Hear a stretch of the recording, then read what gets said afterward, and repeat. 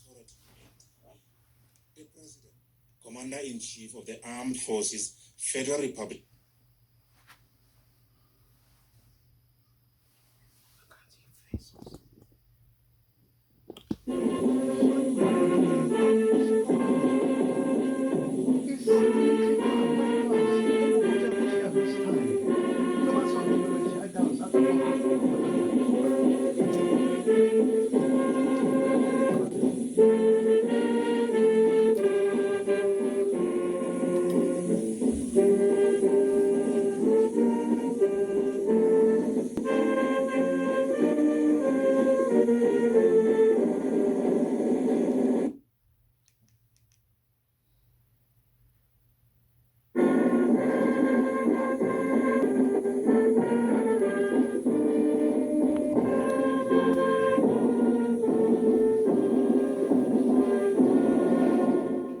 Fellow Nigerians,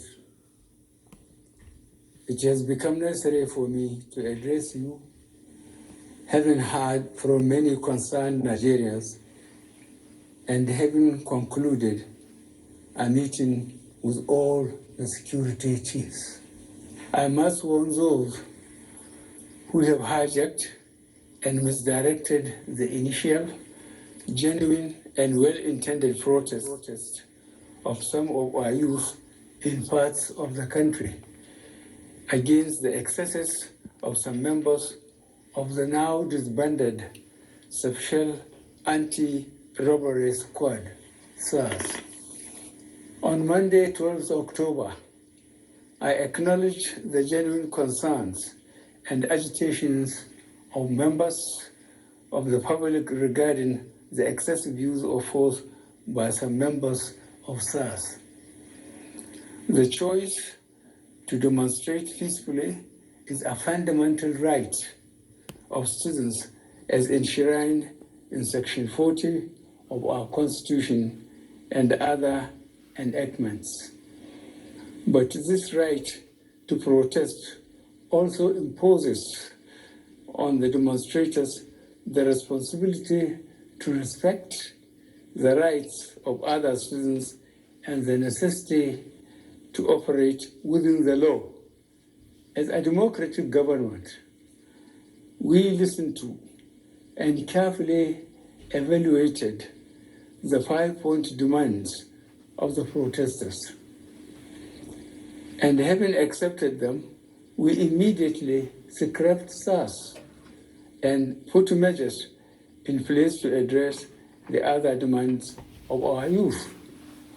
On approving the termination of SARS, I already made it clear that it was in line with our commitment to the implementation of extensive police reforms. Sadly, the promptness with which we have acted seems to have been misconstrued as a sign of weakness and twisted by some for their selfish, unpatriotic interests. The result of this is clear to all observers. Human lives have been lost, acts of sexual violence have been reported, 2 major correctional facilities were attacked and convicts freed, public and private properties completely destroyed or vandalized, the sanctity of the palace of a peacemaker, the Oba of Lagos, has been violated. So-called protesters have invaded an international airport and in the process disrupted the travel plans of fellow Nigerians and our visitors. All this executed in the name of the End SARS protests. I am indeed deeply pained that innocent lives have been lost. These tragedies are uncalled for and unnecessary. Certainly, there is no way whatsoever to connect these bad acts to legitimate expression of grievance of the youth of our country.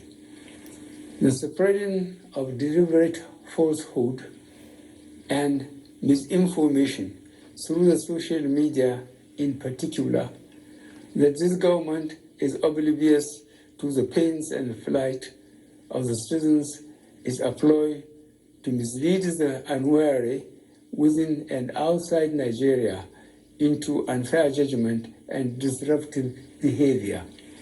On the contrary, both our deeds and words have shown how committed this administration has been to the well-being and welfare of citizens, even with the steadily dwindling revenues and the added responsibilities and restrictions due to the coronavirus pandemic. Government has put in place measures and initiatives principally targeted at youth, women, and the most vulnerable groups in our society. These included our broad plan to lift 100 million Nigerians out of poverty in the next 10 years, the creation of 75 billion Naira National Youth Investment Fund to provide opportunities for the youth and the micro, small, and medium enterprises survival fund, through which government is A, paying 3 months' salaries of the staff of the 100,000 micro, small, and medium enterprises. B, paying for the registration of 250,000 businesses at the Corporate Affairs Commission. C, giving a grant of 30,000 Naira to 100,000 artisans. And D, guaranteeing market for the products of traders. These are in addition to many other initiatives, such as A, farmer money, B, trader money, C, market money, D, N-Power, E, N-Tech, and F, N-Agro. No Nigerian government in the past has methodically and seriously approached poverty alleviation like we have done. With regards to the welfare of police personnel, the National Salaries, Income and Wages Commission has been directed to expedite action on the finalization of the new salary structure of the members of the police force. The emoluments of other paramilitary services are also being reviewed upwards. In order to underscore the importance of education in preparing youth for the future, this administration has come up with a new salary structure and other incentives for our teachers. Let me at this point reaffirm the federal government's commitment to preserving the unity of this country.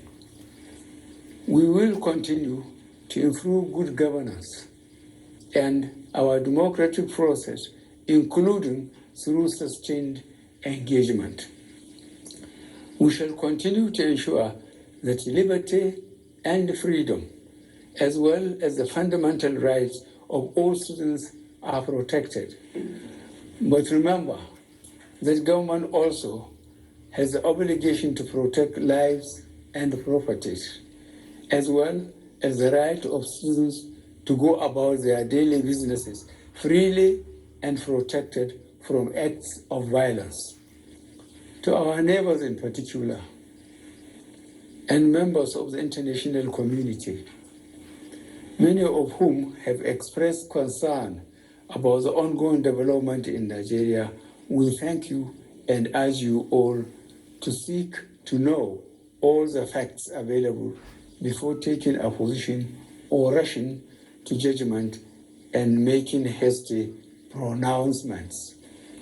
In the circumstances, I would like to appeal to protesters to note and take advantage of the various well-thought-out initiatives of this administration designed to make their lives better and more meaningful, and resist the temptation of being used by some subversive elements to cause chaos with the aim of truncating our nascent democracy.